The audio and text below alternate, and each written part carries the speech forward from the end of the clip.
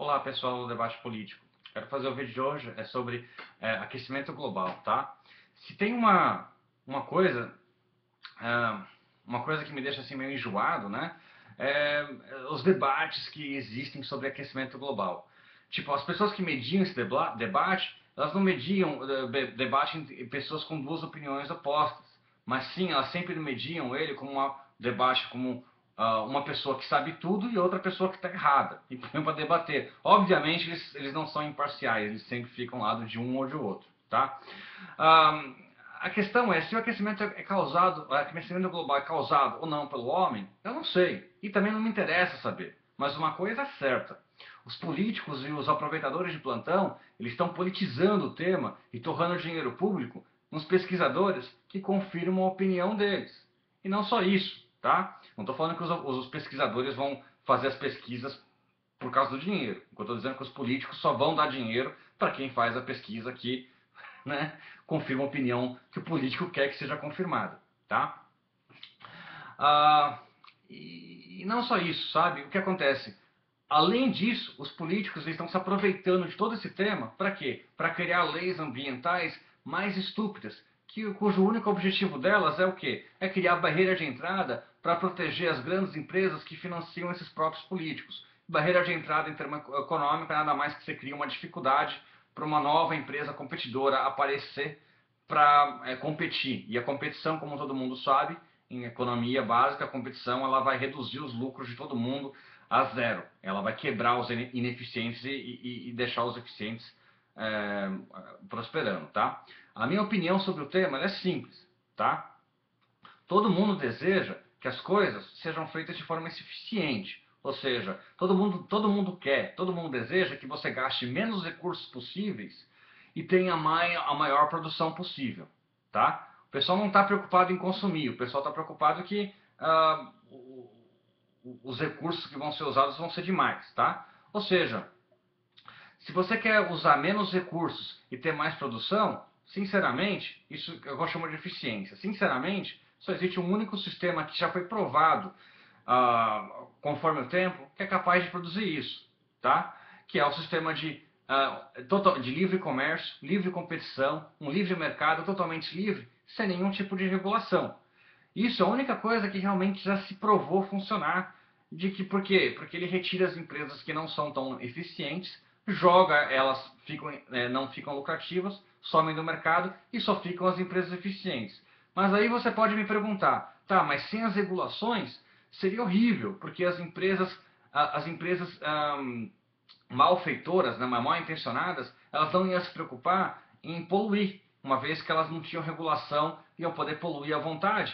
E aí, como elas não precisam pagar pelo custo da poluição, elas teriam mais lucro e teriam uma vantagem sobre as empresas que fazem as coisas da maneira correta. Nesse ponto, você está certo em pensar dessa maneira. Porém, a gente tem que analisar como resolver isso, tá?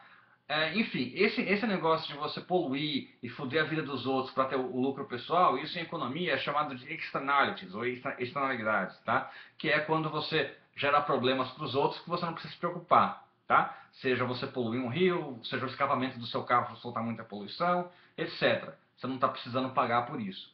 E esse é um assunto muito debatido entre os economistas.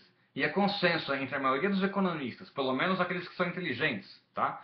De que a maneira de resolver esses problemas, tá? É com o quê? É com mais transparência, liberdade de informações, todo mundo tem acesso, ou seja, liberdade total de informações, e uma redução do transaction cost, tá? O que é o transaction cost? O transaction cost é um termo econômico, tá?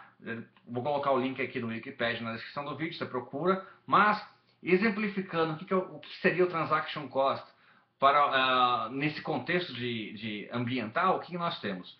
Vamos colocar o seguinte, imagina essa empresa poluindo um rio que abastece uma cidade de 50 mil pessoas, tá? Nesse caso, as 50 mil pessoas que moram nessa cidade, elas teriam que gastar mais ou menos R$ 20 a mais por mês, porque elas teriam que comprar água potável, teriam que gastar o tempo delas para ir para comprar água potável, etc., carregar. Então, R$ 20 por mês. Tá? Vamos estimar que o dano individual de cada pessoa num prazo de 10 anos, tá? Que seria o prazo para a empresa limpar o rio de novo, deixar o rio potável, seria 10 anos multiplicado por R$ 20 por mês, R$ 2.400, tá? O que acontece? Neste caso, o transaction cost, nesse caso específico, seria o quanto a pessoa iria pagar para poder levar essa empresa para a justiça, para ela poder reaver esses R$ 2.400 de indenização dela, né? Obviamente, o custo de você ir no sistema jurídico e processar essa empresa, o seu tempo e tudo, e etc., ele não vai valer os R$ 2.400. O que faz o quê? As pessoas simplesmente não processam, essa empresa conseguiria fazer. Por quê? Porque o sistema jurídico é muito fechado, mas não significa que não é possível, né? E a questão que fica é como é que se reduz esse custo de R$ 2.400, esse custo para se processar essa empresa. Como é que se reduz isso? E aí vem uma ideia de que o David Friedman importou, tá, do sistema jurídico da Islândia medieval, que segundo ele era um sistema que tinha vários pontos interessantes para um sistema libertário de justiça. Tá no livro dele de Capitalismo, as engrenagens da liberdade, né, um guia extremo para o capitalismo extremo. Vou colocar o link aqui, vocês podem ver também. Em suma, o que ele disse foi que o cidadão poderia vender o direito dele de processar para uma outra pessoa. Ou seja, você tem o direito de processar essa empresa, que ela causou um dano para você. Você pode processar ela, tá? Isso significa que você, tá? Vamos supor que você seja um capitalista expert em leis. Você vai poder ir na casa dessas 50 mil pessoas que foram danificadas e comprar o direito delas para você poder processar e ganhar os lucros de todo o processo, né? Você sabe que cada pessoa que tu compra, você vai pagar ali uma quantia X, vamos colocar aí 100 pessoas, tá? Você vai pagar uma quantia para essas 100 pessoas para poder processar. E você fala assim, ah, mas aí seria muito caro para essa pessoa comprar. Falo, não, na verdade não. Por quê? O que a pessoa quer, a pessoa que foi a vítima disso, né? Que teve ali quais são as opções dela? As opções dela ou é pagar para processar alguém para receber menos, tá? Ou é até dar esse direito de graça para alguém, né? Ou vender esse direito. No caso do David Friedman, ele fala, olha, as opções, um bom capitalista poderia comprar isso por R$ 1. Então, imagina você vai chegar na casa de 100 pessoas e vai comprar o direito delas, eu quero comprar o teu direito de processar aquela empresa. Tá? Tu vai pagar R$ 1, tu vai investir R$ 100, tá? Isso a maioria das pessoas provavelmente te dá de graça, porque elas não estão interessadas em receber o dinheiro, elas querem receber, elas querem ter o problema delas resolvidos, tá? Ou você paga R$ 1, até pode dar, fala assim, ó, se eu ganhar, você vai ter ainda um X ainda que eu vou dar, mas para o capitalista seria um investimento, ele ia investir o tempo dele para processar essa empresa, ele ia comprar o direito de processar dessas outras pessoas, né? E isso realmente facilitaria, né? Reduziria praticamente a zero, né? O transaction cost. Na verdade, para as pessoas, o transaction cost ia ser até negativo. As pessoas iam receber para processar essa empresa. Isso num sistema livre, tá? O grande problema é que esse tipo de ideia que o David Friedman deu, ela não é permitida pela lei nos Estados Unidos. O que nós temos nos Estados Unidos hoje é uma coisa chamada class action, que é onde as pessoas têm que se reunir e definir quem vai e etc. É uma coisa bem burocrática, não ainda assim é um pouco custosa, tá? Mas você consegue fazer, né?